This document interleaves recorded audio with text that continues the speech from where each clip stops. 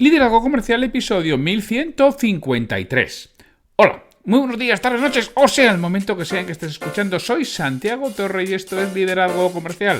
Bienvenidos y bienvenidas a un nuevo episodio de este programa que tienes de lunes a viernes y que está pensado para que cualquier persona que quiera crecer personal y profesionalmente tenga aquí un lugar de encuentro, un lugar donde reciba ideas, consejos, recomendaciones, estímulos, reflexiones sobre cómo conseguir mejores resultados sin tener que incrementar el esfuerzo que realiza. Hoy es el miércoles 21 de junio de 2023 y los miércoles es el día de las charlas.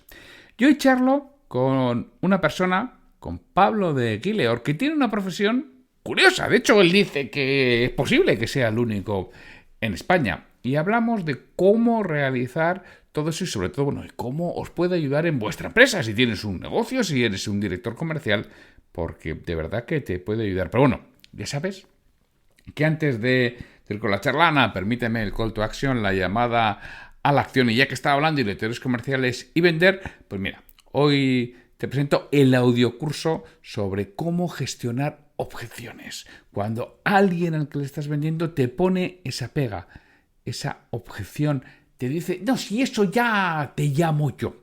Bueno, pues ¿cómo podemos trabajarlo? Tienes el audiocurso en www.santiagotorre.com/objeciones y desde ahí puedes mejorar seguro en todo ese proceso. Y ahora, sin mucho más, te dejo con la charla que he tenido con Pablo de Guileor. Pablo, muy buenas, ¿cómo estás? Hola, buenas tardes, buenos días o buenas noches, como sueles decir, ¿no, Santiago? Sí. Ya veis que Pablo es un aplicado escuchante del podcast. Efectivamente, ahí estoy, atento a lo que sale. De hecho, escuché el de antes de ayer muy interesante sobre la formación, sobre cómo enfocar una formación que dé valor, y Sí. cosa que me interesa bastante, porque llevo bastante metido en el mundo ahora de formación, como principiante aún, humilde principiante, pero unos 2 años, y es muy interesante escuchar la experiencia, ¿no?, que da el poder dar formación. Por eso pretendo ser buen escuchante, sí. Bueno, yo conozco a Pablo porque coincidimos en unos eventos de networking en KCN. Ahí le conocí a Pablo hace ya más de un año y bueno, hemos hecho algunas cosas juntos. Y Pablo es una persona que se dedica a algo muy especial, que todos habéis tocado, que todos habéis tenido, que todos habéis utilizado. Bueno, realmente lo habéis utilizado cuando dices, esto es imposible, es cuando lo utilizáis. Y hay poquitos en España que se dediquen a eso. Pero bueno, vamos a dejar a Pablo que nos cuente a qué se dedica y vamos a ir hablando sobre ello, que me parece súper interesante, sobre todo para la parte de venta. Es muy interesante. Pablo, cuéntanos, ¿a qué te dedicas eso que son muy poquitos en España? Bueno, me dedico a la comunicación técnica, que es el término más oficial que existe. Lo que pasa es que con ello es difícil que lo entiendan una persona normal. Y suelo decir que me dedico a aquello que casi nadie se lee, que es el manual de usuario. ¿Y por qué quizás casi nadie se lo lee? Porque muchos los hemos sufrido. Es decir, coges ese documento y lo sueles coger en un momento en el que o quieres exprimir el producto que tienes en tus manos, o sea, quieres sacarle más allá de lo que es obvio para lo que sirve, o en un momento dado tienes un problema con el producto y quieres que te den una solución, por lo tanto accedes a esos contenidos que te solucionan el problema, ¿no? Y en ese momento pues está la oportunidad de la venta también para el fabricante, es decir, tu cliente está ante una situación de querer mejorar o de solucionar un problema, y si se encuentra con una experiencia pues frustrante, como nos ha pasado a todos, ¿no?, en el que no encuentras lo que buscas, en esa situación pues el cliente puede, o sea, decidir que comprar otra marca que le pueda ofrecer aquello que no le ofreció en ese momento, ¿no? Esa puede ser un poco... Pero los manuales de usuario se siguen dando en papel, si ya no vienen ni papel, o sea, eso se sigue haciendo. Sí, Bueno, es una cuestión. Ahora mismo, por ejemplo, el segundo mayor buscador de información hasta hace poco, hasta que salió ChatGPT, era YouTube. Y mucho de lo que se busca es en el cómo hago yo algo, ¿no? En el YouTube. Es decir, los tutoriales, los videotutoriales, son algo que son muy prácticos. No obstante, en muchos sectores el papel sigue siendo necesario, porque legalmente hay productos que tienen que dar información para un manejo seguro, y ese dar información para un manejo seguro tiene que estar disponible siempre. Entonces, si tienes contenidos en formato electrónico y no hay acceso a alimentación eléctrica, pues entonces no puedes acceder a esa documentación. Y si no tienes internet, por ejemplo, si es YouTube lo que quieres plantear, pues tampoco. Es decir, tienes que tener en cuenta que esa información, si tu producto tiene riesgos residuales asociados y tienes que informar sobre el manejo seguro del producto, pues esa información tiene que estar siempre disponible. Y ahí es donde, aunque en ninguna ley pone usted está obligado al papel, la interpretación jurídica es que lo único que asegura 100% esa información es que esté en ese soporte de papel. De ahí que esa información que es para el manejo seguro sí tiene que estar en el papel. Todo lo demás, que es como se diría en inglés, un nice to have, ¿no? Un extra, ¿no? Pues eso puede ir en un formato diferente. Entonces, y ahí es donde entra el juego, pues bueno, el querer aportar mayor valor a tus contenidos, el acceder, el pensar en cómo funciona el usuario, en las situaciones esas en las que necesita la información, cómo puede funcionar mejor, ¿no? Entonces, y puedes plantearte pues tener un mix de contenidos desde el papel, pasando por una base de conocimientos online, con videotutoriales para ciertas cosas. Es decir, puedes tenerlo todo dependiendo del contenido y a los usuarios a los que te diriges, que pueden ser múltiples, porque es diferente el que opera del que mantiene, del que instala a veces. O sea, y si te interesa diferenciarlos, pues también diferencias los formatos incluso, ¿no? Entonces, esas reflexiones sobre los usuarios son fundamentales, ¿no? Y sobre Hemos lo legal. dicho, y me consta que es así, que no hay muchos profesionales cualificados en esto en España. Entonces, ¿cómo lo hacen las empresas españolas? Pues tendrán que hacer manuales de usuarios. Todo aquel que venda una máquina, por ejemplo.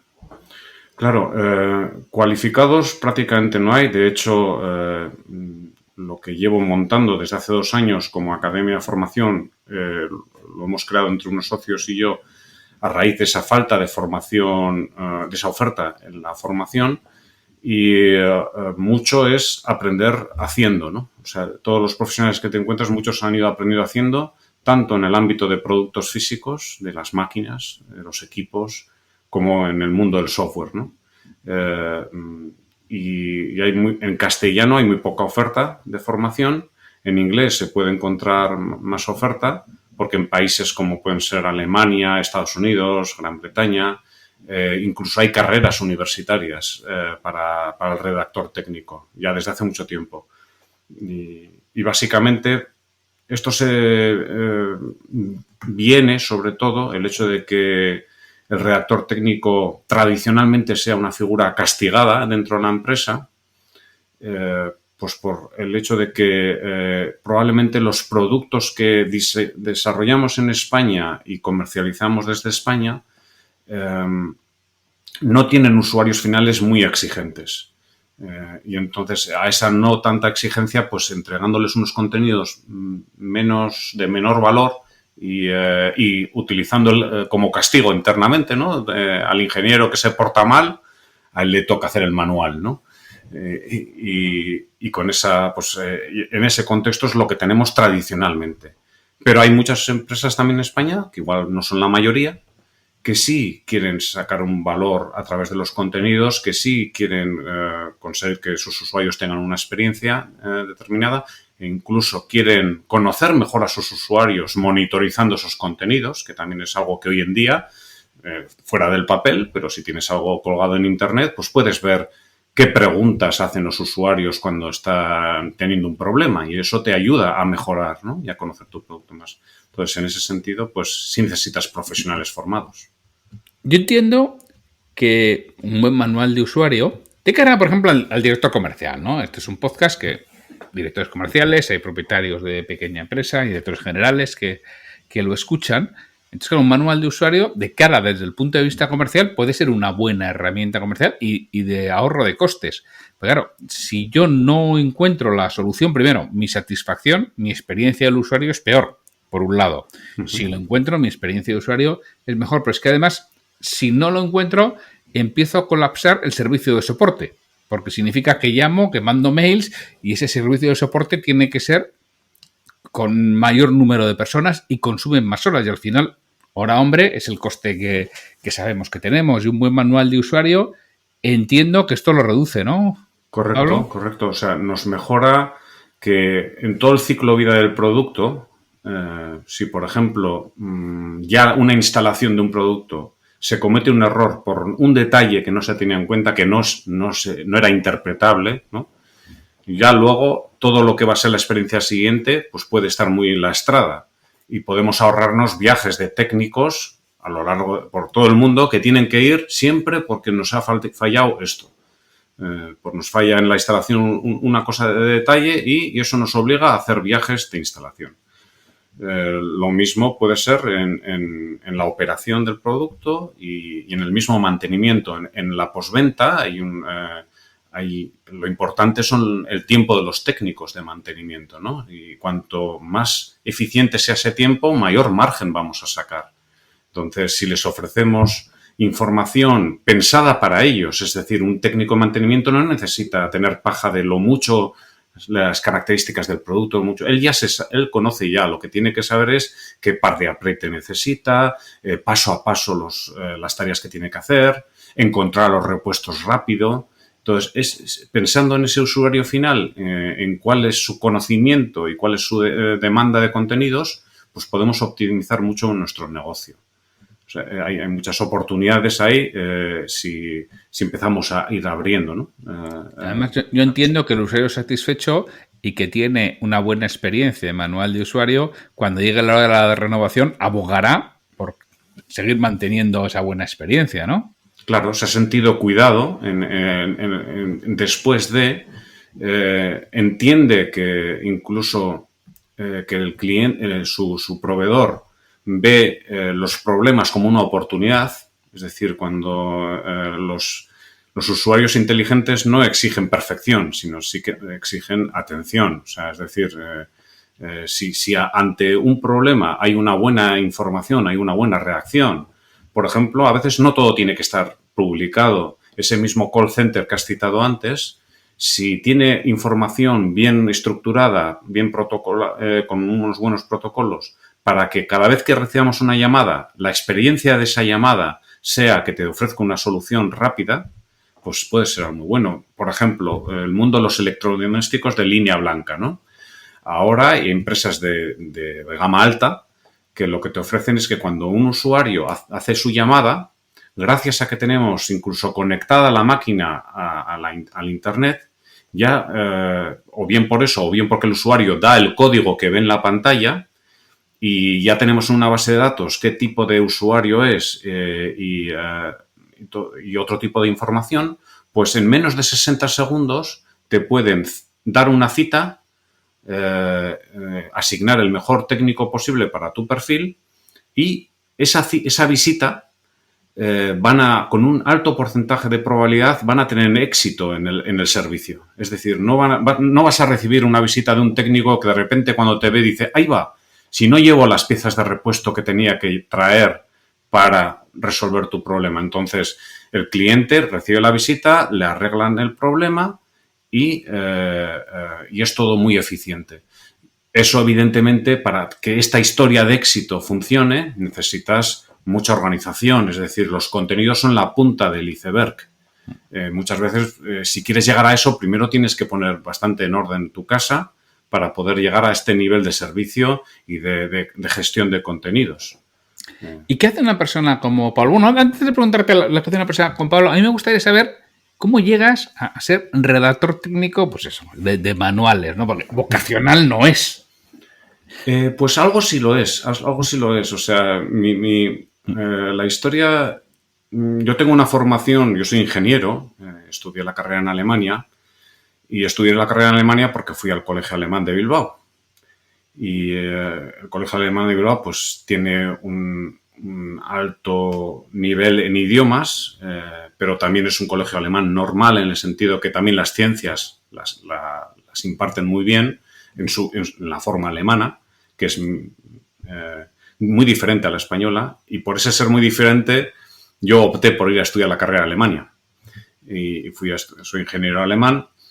Y en esa experiencia en Alemania, justo cuando terminé la carrera, tuve una situación en la cual yo hice el proyecto fin de carrera en una empresa de bioquímica, y ellos me invitaron a que la defensa del proyecto, la redacción del proyecto y la defensa de la misma, se ofrecieron muchos, porque en la bioquímica la gente tiene tiempo y es muy atenta, tienen márgenes amplios de negocio, y la gente, a un pobre practicante, le dedican su tiempo.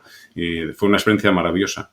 Y me ayudaron a darle 2 y 3 revisiones al redactado, tanto el jefe de departamento como mi mentor, y me invitaron a hacer varios ensayos de la defensa, en la cual el cómo exponía yo lo que había hecho, que no era nada especial, pues conseguir que llegara a los demás, ¿no? Entonces, toda esa experiencia de crear contenidos y de exponerlos con, pues eso, menos de 25 años, para mí fue como algo que me hizo ver más allá.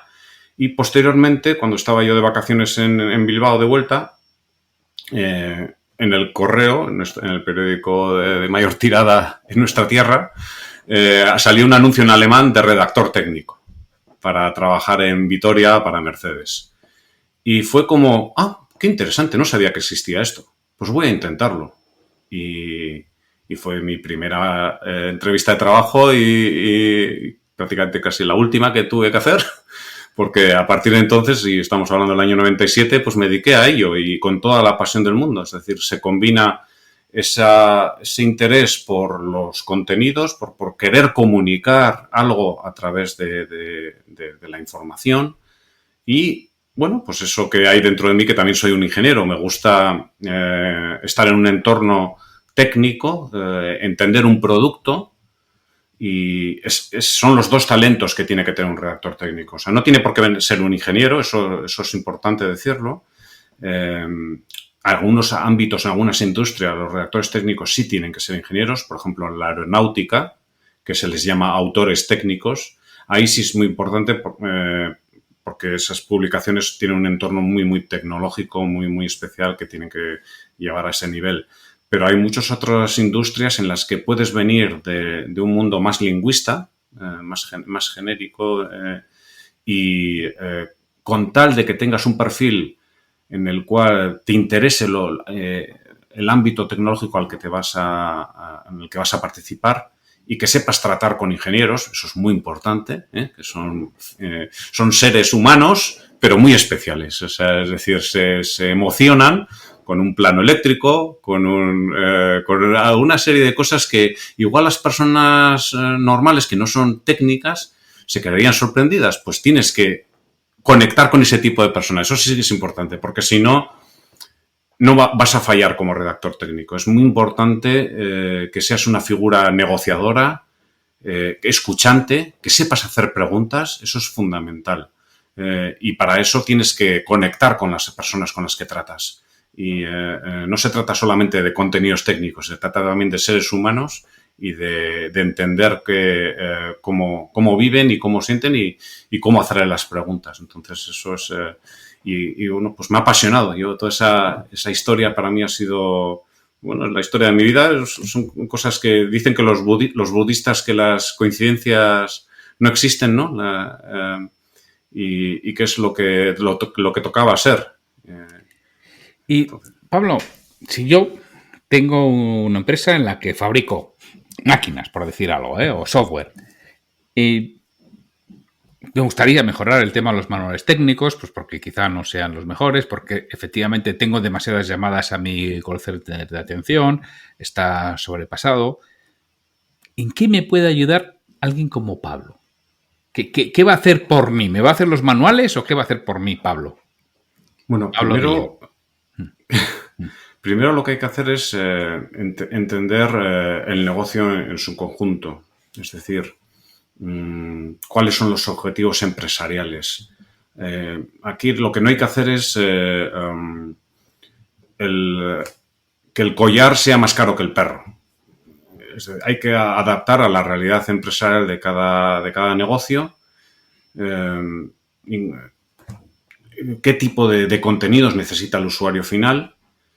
O sea, es que conocer mucho al usuario final al que nos vamos a enfocar. Entonces, básicamente los contenidos técnicos, primero, dependen del producto, sin duda, ¿no? O sea, eso es hay unos 5 aspectos. El primero es el producto. El segundo son sus usuarios, los usuarios de esa documentación a los que vamos a asignarnos, y entre ellos los cruzamos primero y de ahí sacamos casos de uso. Con esos casos de uso vamos a ver qué tipo de publicaciones podrían ser interesantes para el producto. Y en ese cruzar, en hacer primero un diagnóstico de ese cruzar, podemos ver que se han ido arrastrando documentos o formas de redactar hasta ahora que no tenían sentido. O sea, y esa es lo que es la metaestructura de publicaciones, ¿no? Es ver qué necesitamos realmente publicar, qué es lo que demanda. Y a veces se está produciendo mucha paja dentro de la empresa que no tienen tanto sentido para un usuario final. Quizás para una gestión interna de la información, quizás sí, pero para publicarlo con todas las tildes y todos los puntos necesarios bien limpio, pues igual no tanto. Entonces podemos minimizar el esfuerzo por ahí. Por ejemplo, eso es un aspecto. Luego hay otros aspectos muy importantes también, otros 3, aparte de los 2 primeros que he citado, que son el producto y el usuario, que son, por un lado, cómo es la estructura de la empresa. O sea, cómo son los procesos, la organización, cómo está. Pues conocerla, ver si se puede darle un pequeño toque para quizás crear la figura del comunicador técnico que faltaba. Lo típico suele ser distribuirlo entre diferentes personas y que cada uno lo haga como bien pueda. Entonces eso se le puede dar una vuelta. Luego hay que tener muy en cuenta pues, cuántos recursos disponemos para crear los contenidos, o sea, qué objetivos empresariales y lo que la empresa puede dedicarle a ello, ¿no? De ahí lo del collar, ¿no? y el perro. Estar en ese sentido bien alineados. Y finalmente hay un último aspecto que en el ámbito de los productos físicos es fundamental, en el mundo del software no tanto, y es la conformidad legal.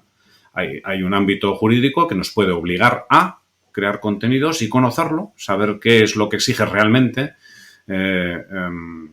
que mucha gente cree, si hablamos con los departamentos de Health and Safety, que eso significa hacer un capítulo de seguridad infumable, que es lo que echa mucho para atrás a muchos manuales, ¿no? Llegas al primero o segundo capítulo del manual y te encuentras todo es peligro, todo avisos de peligro, todo muchos colores, muchas palabras en mayúsculas, ¿no? Warning, warning, warning. Y no es eso, es otro aspecto. Evidentemente tiene que haber una trazabilidad con los seguros, con la evaluación de riesgos, pero se puede hacer legible toda esa información de seguridad y legalmente conforme. Y eso es un aspecto que para muchas empresas es muy importante, ¿no? Entonces tú les ayudas a hacer ese diagnóstico de cómo están haciendo para que puedan hacerlo de una forma más eficiente o más eficaz.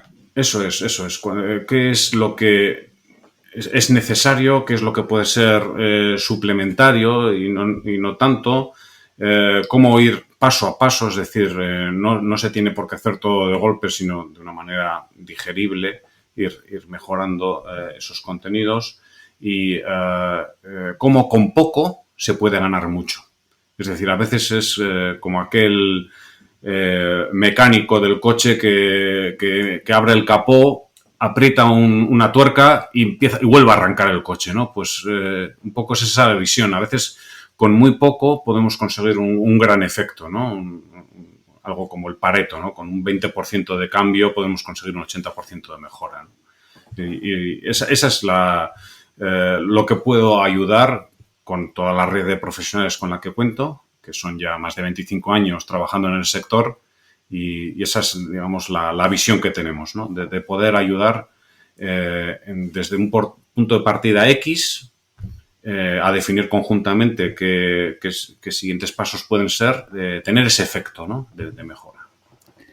O sea, al final, entre otras cosas, mejorar el manual y ahorrar costes, por lo que veo. Sí, ahorrar costes, ganar oportunidades de venta, posicionarnos mejor. Puede haber, pues eso, diferentes circunstancias, ¿no? A veces, en muchos casos, se sufre mucho con esta tarea. Al final de un proyecto de industrialización, pues lo que toca es hacer el manual y se han ido comiendo todos los hitos y llega cuando ya no se tiene tiempo de nada, lo que nadie quiere hacer y todo es para ayer, ¿no? Entonces, primero, pues solucionar ese contexto, que no se esté en el último minuto haciéndolo todo. Eso puede ayudar mucho. Puede ser que por esas razones haya penalizaciones. Hay industrias que conocen y en el contrato ponen y lo utilizan cláusulas para que si entregas fuera de plazo, pues haya una penalización que puede hacerle daño al negocio, ¿no?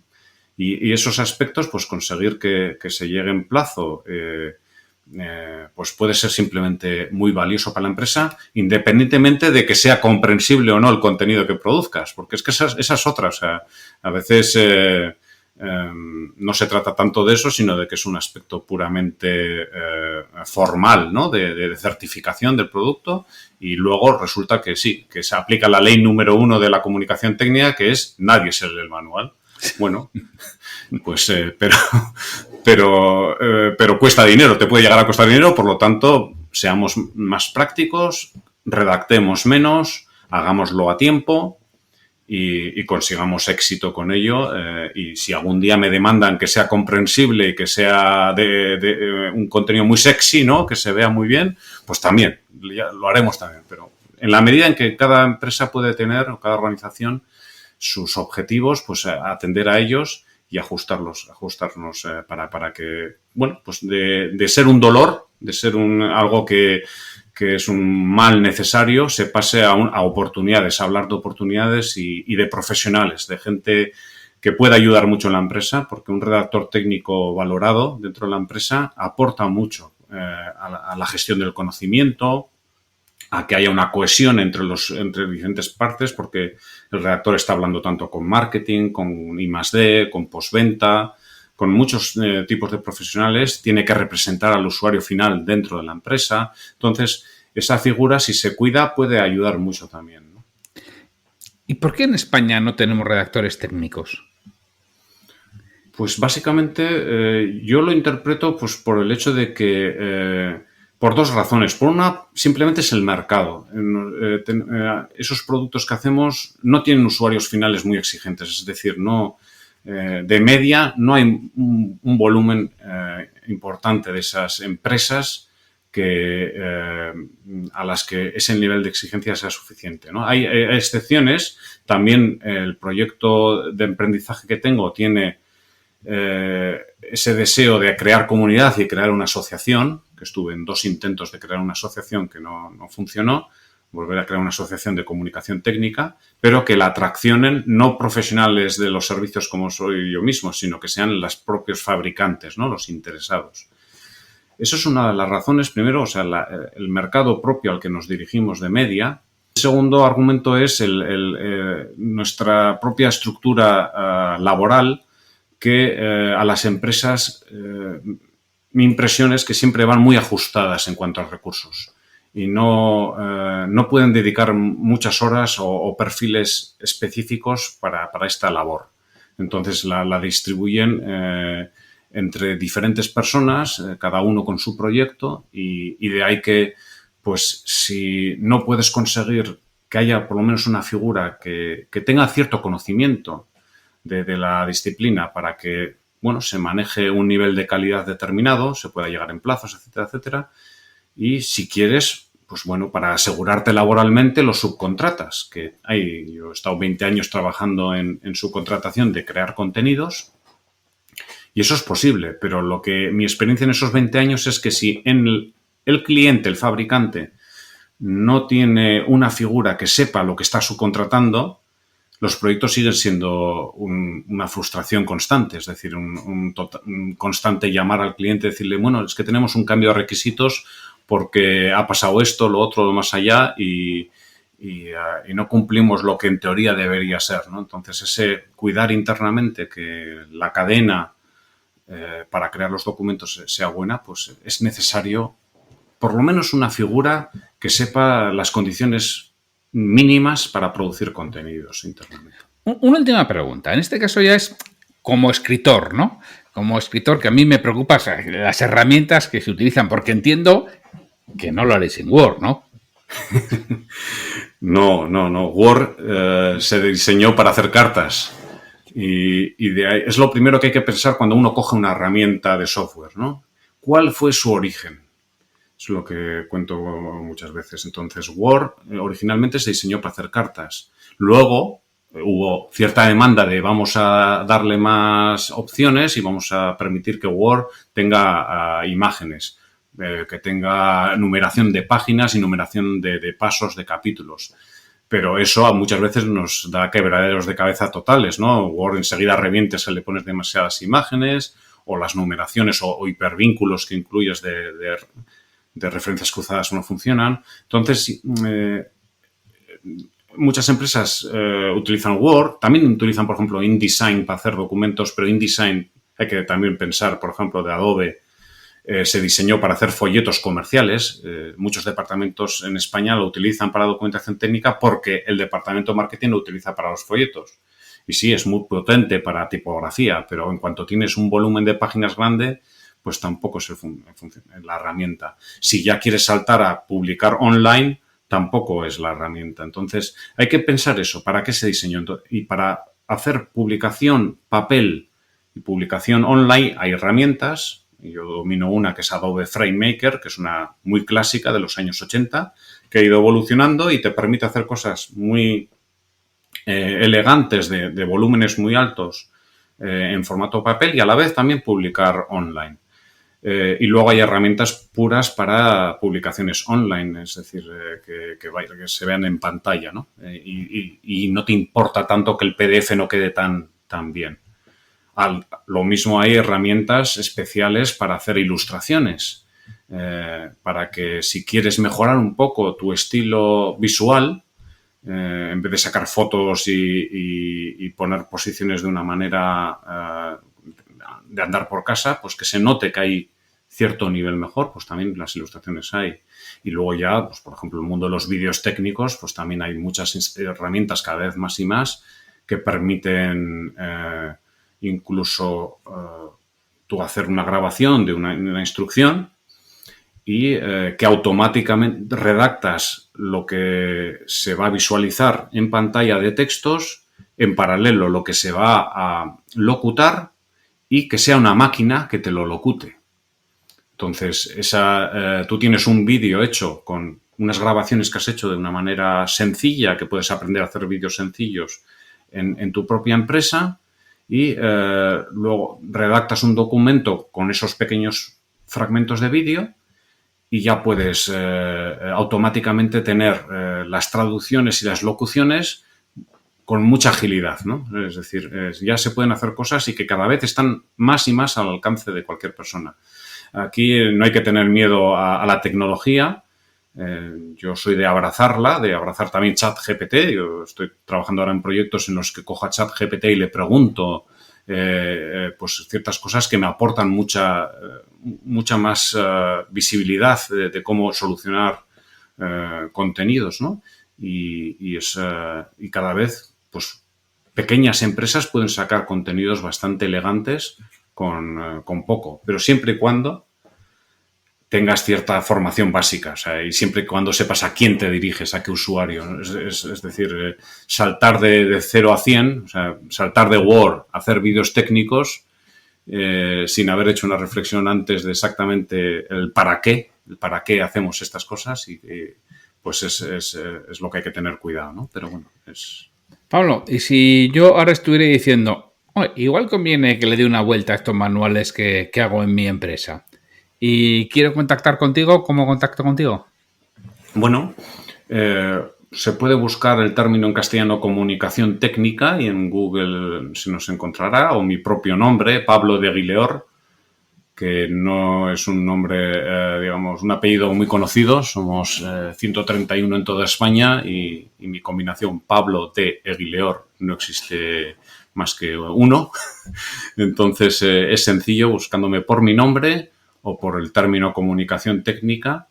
Y nuestra empresa se llama Isten CT, pero esa sería la tercera opción ya más directa, pero yo me quedaría con las dos primeras y así me podéis localizar tanto en una búsqueda en Google como en LinkedIn, en la plataforma, esta red social profesional en la que procuro ser bastante activo, al igual que tú. Entonces lo que haré, de todas formas, es poner en las notas del programa los enlaces para que te localicen si alguien quiere darle una vuelta a su comunicación técnica. Pablo, pues muchísimas gracias por venir aquí a explicarnos esto que, repito, que creo que para el director comercial esto es muy interesante y para el director general también, porque es que le puede ahorrar costes de estructura bastante importantes el trabajar bien internamente lo que es la propia redacción del manual y luego todo el soporte, si es que da soporte a usuarios, lo puede reducir de manera importante y dedicar esos recursos a otros aspectos internos mucho más rentables que estar diciéndole al usuario pues algo básico y que podría solucionar por sí mismo con un buen manual. Correcto. Muchísimas gracias también, Santiago, por este tan agradable rato, esta charla, que al principio no sabía cómo iba a resultar, no estoy muy habituado, pero ha sido, todo muy fluido, muy agradable y muy, muy agradecido, Santiago. Porque aquí algunos no nos creen, pero además Pablo os puede decir que es así. Yo siempre digo, no, aquí no se prepara nada, yo ni paso preguntas, es que no sé lo que voy a preguntar, vamos a hablar. Vamos a charlar, os voy a preguntar porque lo que quiero también que valore el escuchante es la capacidad que tiene la persona que tiene delante, ¿no? Porque para que valore, pues efectivamente sabe de lo que habla, me puede interesar contactar con esta persona. Por eso digo que esto no es un public reportaje, sino que es una charla y sin ninguna preparación. Correcto, así ha sido. O sea, no ha habido ninguna previa ni nada. Yo decía, bueno, yo creo que Santiago me va a poner agua en la piscina. Y no va a estar muy fría, estoy convencido de ello y he venido con ese nivel de confianza, con ese toque de interrogante, pero sabía que lo íbamos a disfrutar y así ha sido. Muchas gracias.